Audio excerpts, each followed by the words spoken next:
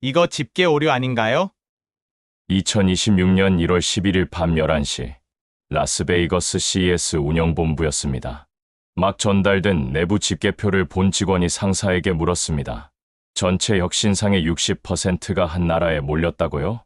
상사는 어깨를 으쓱했습니다. 다시 세어봐. 분명 착오야. 하지만 2번, 3번 확인해도 결과는 같았습니다. AI 로봇, 자율주행, 스마트홈, 헬스케어, 모든 분야에서 동시다발적으로 나타난 현상이었습니다. 이건 좀 이상한데요. 직원의 손이 떨렸습니다. 그 한 장의 문서가 세계를 뒤흔들 줄은 아무도 몰랐습니다. 오늘 방문해 주신 모든 분들께 항상 행복한 일이 가득하시길 기원합니다. 시작하기 전에 구독과 좋아요는 꼭 부탁드립니다. 지금부터 2026 CES 이후 세계가 한국을 다시 본 이유를 시작하겠습니다. 2026년 1월 11일 라스베이거스 CES가 막을 내렸습니다. 전 시장을 정리하던 운영팀에게 한 장의 문서가 전달됐습니다. 혁신상 수상 기업의 국가별 분포를 정리한 내부 집계 자료였습니다. 이 문서는 공식 발표용이 아니었습니다. 행사 평가를 위한 비공개 통계 자료에 불과했습니다. 하지만 숫자 하나가 담당자의 시선을 붙잡았습니다. 전체 수상 기업의 약 60%가 단일 국가에 집중됐다. 처음엔 집계 오류라고 생각했습니다. CES 역사상 한 국가가 이 정도 비율을 차지한 적은 없었습니다. 담당자는 데이터를 2번, 3번 재확인했습니다. 결과는 동일했습니다. AI 로봇, 자율주행, 스마트홈, 헬스케어 전 분야였습니다. 특정 기술에 편중된 것이 아니었습니다. 모든 카테고리에서 동시다발적으로 나타난 현상이었습니다. 이건 좀 이상한데요. 한 직원이 상사에게 보고했습니다. 상사는 어깨를 으쓱했습니다. 올해 참가 기업 수가 많았나 보지 뭐. 아직 누구도 이 숫자를 심각하게 받아들이지 않았습니다. 집계의 우연이거나 통계 오류일 거라는 반응이 대부분이었습니다. 하지만 그 문서는 내부 회람을 계속 돌았습니다. 산업 분석가 한 명이 이 자료를 입수했습니다. 그는 개인 블로그에 짧은 글을 올렸습니다. CES 2026 숫자가 좀 이상합니다. 댓글은 몇 개 달리지 않았습니다. 대부분 매년 그런 거 아니냐는 반응이었습니다. 라스베이거스의 불빛이 꺼졌습니다. 언론은 CES의 화려한 제품들을 보도했습니다. 하지만 그 이면의 숫자는 아무도 주목하지 않았습니다. 단 한 장의 집계표만이 조용히 떠돌고 있었습니다. CES 폐막 일주일 후 공식 평가 보고서가 발표됐습니다. 미국 소비자기술협회 회장은 기자회견에서 말했습니다. 올해 CES는 피지컬 AI 시대의 개막을 알렸습니다. 언론은 이 표현에 주목했습니다. 단순한 소프트웨어 AI가 아닌 물리적 세계와의 결합이었습니다. 로봇이 공장을 운영하고 자동차가 스스로 판단했습니다. 가정의 모든 기기가 AI로 연결되는 시대가 왔다는 평가였습니다. 우리는 AGI 시대로 진입하고 있습니다. 한 패널리스트가 포럼에서 선언했습니다. 인공범용지능, 즉 인간 수준의 AI를 의미하는 용어였습니다. 실리콘밸리는 낙관적이었습니다. 벤처 캐피털은 AI 스타트업에 수십억 달러를 쏟아부었습니다. 미국이 다시 한번 혁신을 주도한다. 산업계 리더들은 자신감을 드러냈습니다. CES는 성공적인 행사로 평가됐습니다. 참가 기업 수는 역대 최대였습니다. 방문객도 전년 대비 18% 증가했습니다. 모든 지표가 긍정적이었습니다. 하지만 그 내부 집계표는 여전히 순환하고 있었습니다. 60%라는 숫자와 공식 평가 사이에는 연결고리가 없었습니다. 언론 보도는 화려한 제품과 기술 트렌드에 집중했습니다. 국가별 분포는 누구의 관심사도 아니었습니다. 올해도 좋은 쇼였어. 한 참석자가 동료에게 말했습니다. 표면적으로는 완벽한 성공이었습니다. 아무도 숫자 뒤의 의미를 묻지 않았습니다. 라스베이거스의 열기는 식어갔습니다. 세계는 다음 뉴스로 넘어갔습니다. 하지만 한 장의 문서만은 계속 움직이고 있었습니다. 2026년 1월 15일 워싱턴 DC의 한 회의실이었습니다. 백악관 과학기술정책실 보좌관이 메모를 읽고 있었습니다. CES 관련 산업 동향 요약 보고서였습니다. 대부분은 예상 가능한 내용이었습니다. 하지만 마지막 페이지의 각주 하나가 눈에 들어왔습니다.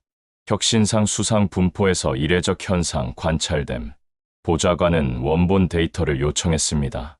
다음 날 도착한 자료에는 국가별 수치가 나와 있었습니다. 단일 국가 약 60%, 나머지 40%가 전 세계로 분산됐습니다. 이건 정상적인 분포가 아닌데요. 보좌관이 동료에게 말했습니다. 통계적으로 비정상적인 집중도였습니다. 과거 10년간의 데이터를 비교 분석했습니다. 어느 해도 40%를 넘긴 국가는 없었습니다. 평균적으로 미국이 25에서 30%, 중국이 15에서 20%였습니다. 나머지가 유럽과 아시아 국가들로 나뉘는 구조였습니다. 하지만 2026년은 완전히 달랐습니다. 이거 공식 브리핑에 올릴 건가요? 한 직원이 물었습니다. 보좌관은 고개를 저었습니다. 아직은 아니야. 확인이 더 필요해. 공개적으로 제기하기엔 민감한 사안이었습니다. 산업계와의 관계, 외교적 파장을 고려해야 했습니다. 그 메모는 내부 문서로만 남았습니다. 공식 회의에서는 언급되지 않았습니다. 하지만 몇몇 관계자들 사이에서는 조용히 공유했습니다. 뭔가 변화가 일어나고 있는 것 같은데 한 분석가가 개인적으로 언급했습니다. 균열은 표면 아래에서 시작되고 있었습니다. 아직 공식적인 대응은 없었습니다. 다만 내부에서만 감지된 이상 신호였습니다. 2026년 1월 16일 비공개 지시가 하달됐습니다. 상무부 산업안보국에 전달된 내부 문서였습니다. 제목은 CES의 2026 혁신상 수상 구조 분석이었습니다. 단순한 통계 집계가 아니었습니다. 전수조사 명령이었습니다. 수상 기업의 기술 분야, 공급망, 투자 구조까지 파악하라는 지시였습니다. 단일 기술이 아닌 전체 생태계를 분석하라. 지시문에는 이렇게 명시돼 있었습니다. AI 칩, 로봇 부품, 센서, 배터리 모든 요소를 추적하라는 내용이었습니다. 분석팀이 긴급 구성됐습니다. 반도체 전문가, 산업 분석가, 경제학자가 포함됐습니다. 2주 내 보고서 제출이 요구됐습니다. 이례적으로 짧은 기한이었습니다. 이건 관심사가 아니라 위기 대응 프로세스예요. 한 팀원이 동료에게 속삭였습니다. 데이터 수집이 시작됐습니다. 수상 기업 217개의 정보가 수집됐습니다. 본사 소재지, 핵심 기술, 특허 보유 현황이 정리됐습니다. 공급망 지도가 그려지기 시작했습니다. 누가 누구에게 부품을 공급하는지 추적됐습니다. 투자 출처도 분석 대상이었습니다. 벤처 캐피털, 정부 지원금, 대기업 투자 모두 확인됐습니다. 패턴이 보이기 시작합니다. 분석 책임자가 중간 보고를 했습니다. 하지만 결론은 아직 내려지지 않았습니다. 더 깊은 분석이 필요했습니다. 회의실에는 긴장감이 흘렀습니다. 이 보고서가 무엇을 드러낼지 아무도 확신하지 못했습니다. 단지 평범한 통계가 아니라는 것만은 분명했습니다. 마감일이 다가오고 있었습니다. 2026년 1월 23일 보고서가 완성됐습니다. 92페이지 분량의 분석 문서였습니다. 표지에는 대외비라는 표시가 선명했습니다. 첫 장을 넘긴 관계자들의 표정이 굳었습니다. CES 2026 혁신상 최다 수상국 대한민국. 명확한 결론이 첫 페이지에 적혀 있었습니다. 전체 217개 수상 기업 중 131개가 한국 기업이었습니다. 비율로 환산하면 60.4%였습니다. 미국은 42개로 19.4%에 그쳤습니다. 중국은 28개, 일본은 9개였습니다. 유럽 전체를 합쳐도 7개에 불과했습니다. 이건 특정 분야 편중이 아닙니다. 보고서 2페이지에는 이렇게 기록돼 있었습니다. AI 로봇 부문 한국 23개, 미국 8개, 중국 4개, 자율주행 부문 한국 19개, 미국 7개, 독일 3개, 스마트홈 한국 31개, 중국 9개, 미국 6개, 헬스케어 AI 한국 18개, 미국 5개, 일본 2개, 디스플레이 기술 한국 14개, 중국 3개, 대만 1개, 배터리 미제 에너지 한국 26개, 중국 2개, 미국 1개. 모든 카테고리에서 1위였습니다. 동시다발적 수상이었습니다. 우연이 아닙니다. 보고서 마지막 장의 평가였습니다. 체계적이고 전략적인 준비의 결과라는 분석이었습니다. 회의실은 정적에 휩싸였습니다. 한국이 이 정도일 줄은 몰랐습니다. 한 참석자가 중얼거렸습니다. 지난 10년간 미국과 중국만 주목해왔습니다. 한국은 제조 강국 정도로만 인식됐습니다. 하지만 숫자는 완전히 다른 이야기를 했습니다. 이 챕터에서 처음으로 한국이라는 이름이 명확히 등장했습니다. 더 이상 단일 국가라는 표현이 아니었습니다. 대한민국이라는 고유명사가 문서 전체를 관통했습니다. 2026년 1월 21일 첫 언론 보도가 나왔습니다. 테크 전문 매체 한 곳이 기사를 냈습니다. CES 2026 한국 기업이 60% 휩쓸어. 처음에는 큰 주목을 받지 못했습니다. 댓글란에는 회의적 반응이 대부분이었습니다. 또 국뽕 기사네. 과장 좀 그만. 삼성, LG 빼면 뭐가 있다고. 참가 기업 수가 많았던 거 아냐? 언론의 반응도 미지근했습니다. 주요 일간지는 이 소식을 다루지 않았습니다. 하지만 1월 22일 상황이 바뀌었습니다. 월스트리트 저널이 분석 기사를 실었습니다. 한국의 CES 장악, 우연인가 전략인가. 기사는 구체적 수치와 함께 분야별 분석을 담았습니다. 이번에는 반응이 달랐습니다. 실리콘밸리 투자자들이 주목하기 시작했습니다. 이건 좀 심각한데요? 한 벤처 캐피털리스트가 트위터에 올렸습니다. 산업 분석가들이 토론에 참여했습니다. 한국이 언제부터 이렇게 준비했지? 우리가 놓친 게 뭔가? MIT 기술 리뷰가 후속 기사를 냈습니다. CES 데이터가 보여주는 기술 패권의 이동. 학계에서도 논의가 시작됐습니다. 1월 26일 의회 청문회에서 이 주제가 언급됐습니다. 우리 산업 경쟁력에 대해 재평가가 필요합니다. 한 의원이 질의했습니다. 상무부 장관은 신중한 답변을 내놨습니다. 면밀히 분석 중입니다. 언론은 이제 진지하게 다루기 시작했습니다. 처음에 가벼운 보도에서 전략 논쟁으로 격상됐습니다. 한국은 어떻게 이 위치까지 왔는가? 이것이 새로운 질문이 됐습니다. 여론이 가볍게 보다가 진지해지는 흐름이었습니다.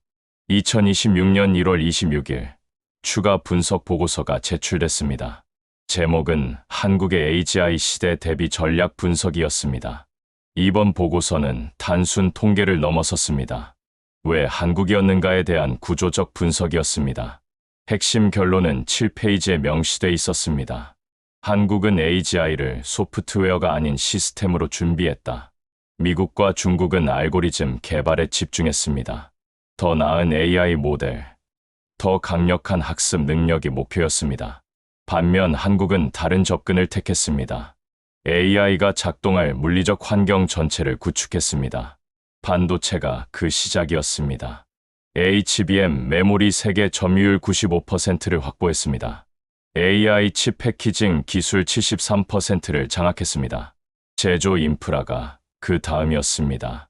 로봇이 작동할 공장을 먼저 만들었습니다. 자율주행이 달릴 도로를 스마트화했습니다. 센서와 카메라로 도시 전체를 연결했습니다. 한국은 AI를 단독 기술이 아닌 생태계로 봤습니다. 보고서 12페이지의 평가였습니다. 배터리, 디스플레이, 통신, 제조가 하나로 연결됐습니다.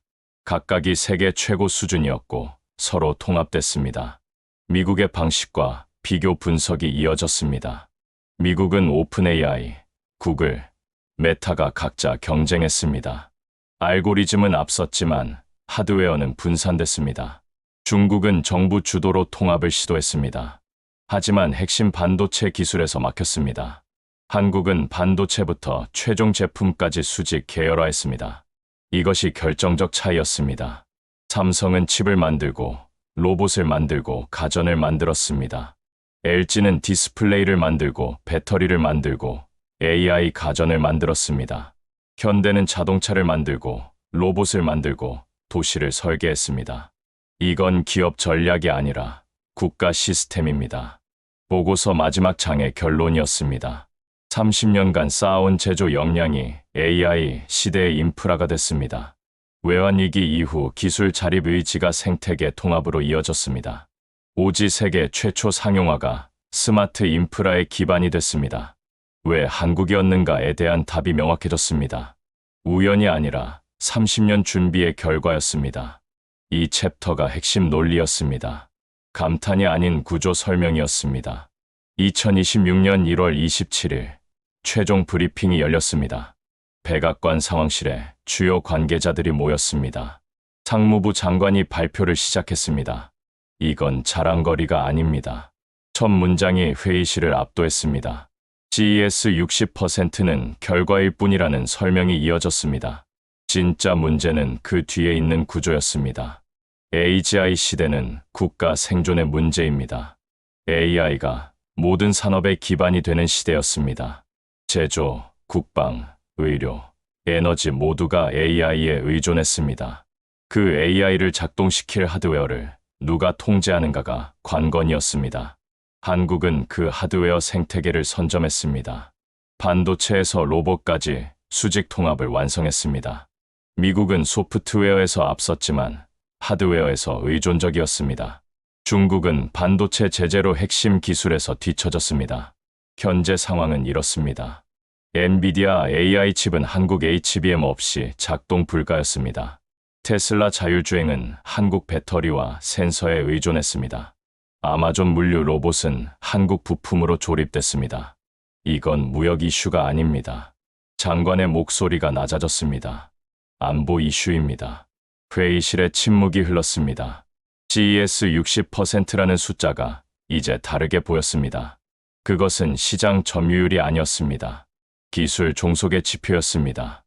세계의 질문이 바뀌었습니다. 보고서 마지막 페이지였습니다. 과거의 질문, 왜 한국인가?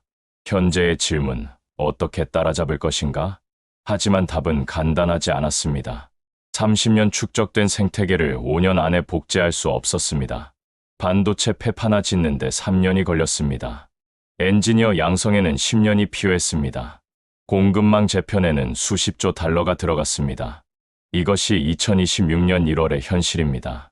브리핑이 종료됐습니다. 참석자들은 무거운 표정으로 자리를 떴습니다. CES는 끝났지만 진짜 경쟁은 이제 시작이었습니다. 한국이 보여준 것은 단순한 기술 우위가 아니었습니다. 생존을 위한 30년 준비의 기록이었습니다. 오늘 이야기는 여기까지입니다. 여러분이 보시기에 세계가 가장 두려워할 한국의 힘은 무엇인가요? 댓글에 국뽕 충전이라고 남겨주시고 지금 어디서 듣고 계신지도 알려주세요.